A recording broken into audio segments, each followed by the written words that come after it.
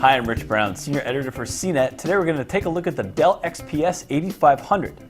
So this is a higher-end mid-tower for Dell. This config comes in at about $19.99.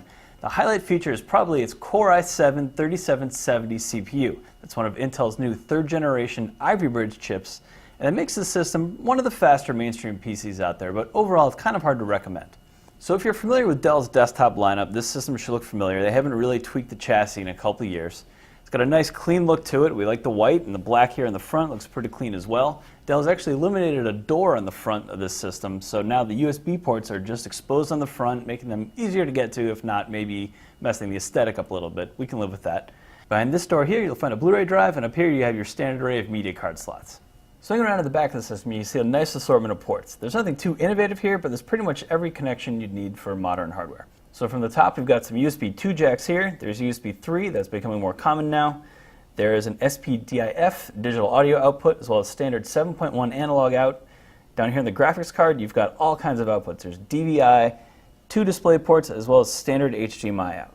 So inside the system, it looks like kind of the typical mess that we're used to from mainstream PCs. You can see the Core i7 CPU here.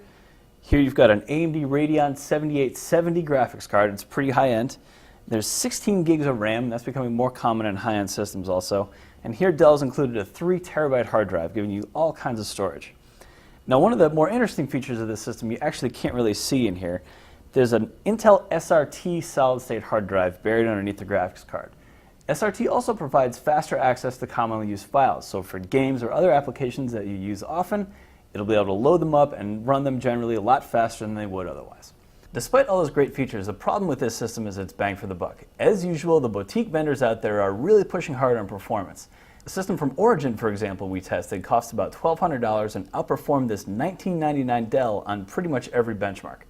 That makes it hard to recommend this system, even though it's relatively capable.